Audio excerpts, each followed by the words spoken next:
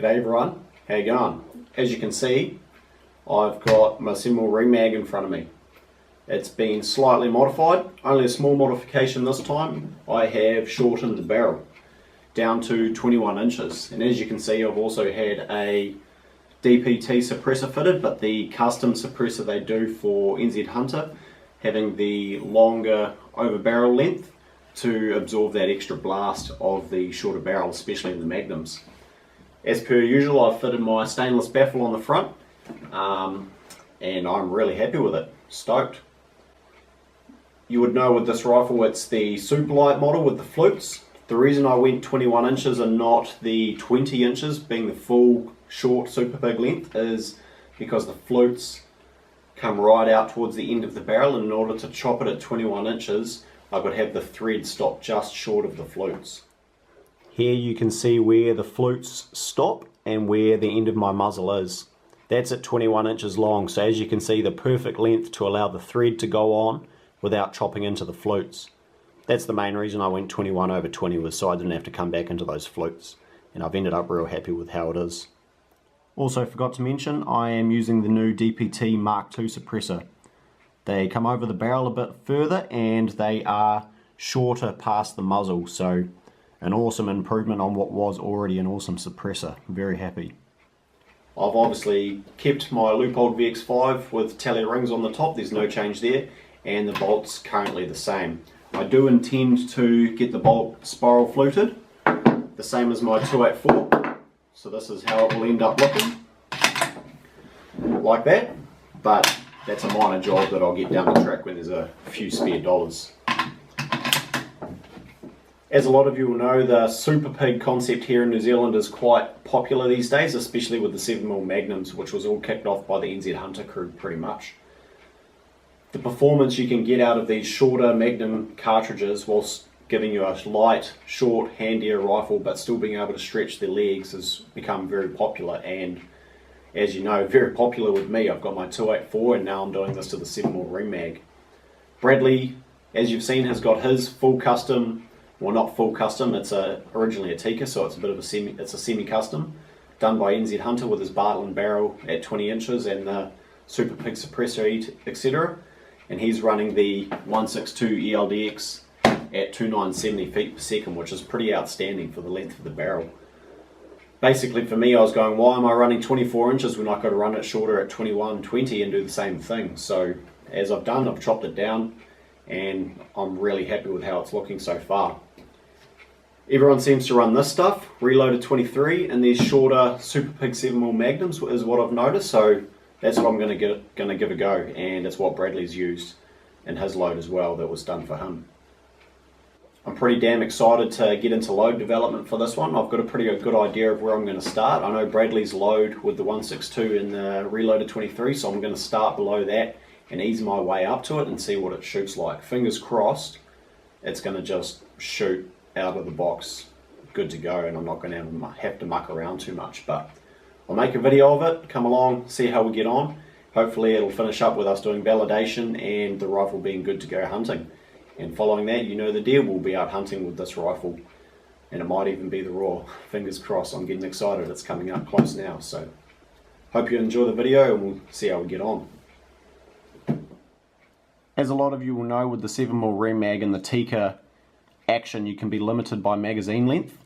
I was single feeding this rifle for quite a long time, and it really annoyed me, to be honest. I didn't like single feeding. It's a hunting rifle, so I was contemplating selling it once I got the 284 running. However, once I did this, as you can see, the gap in the end here, this is my 284 magazine on the left and my 7mm Rem mag one on the right. I have removed the steel lip that's in the end of the magazine. I believe it's a Tikka T3x thing that is in the new magazines over the old T3 model. Basically I removed that and it gave me a bit of extra room. Now with my projectiles being the 162 ELDX seated at 30 thou jump from the lands, my projectiles fit in the magazine and I don't have to single feed anymore. And funnily enough, they shot better at 30 thou than I had them at, I think it was 20 or 10 thou jump. So very happy. Anyone wants to get a bit of length out of their 7mm Rem mag, get a T3x magazine and remove that little lip. You'll get them in the magazine and you'll have no issues getting the rifle to shoot good. I've got to do another shout out to Workshop Innovation, just off my own accord. Basically, they are awesome to deal with. Anyone who wants reloading stuff or looking to get some parts, gear, projectiles, whatever it may be, get on their website, have a look, and if you can't find what you're looking for, flick them an email. Real fast service and delivery and really good to deal with. Workshop Innovation, check them out.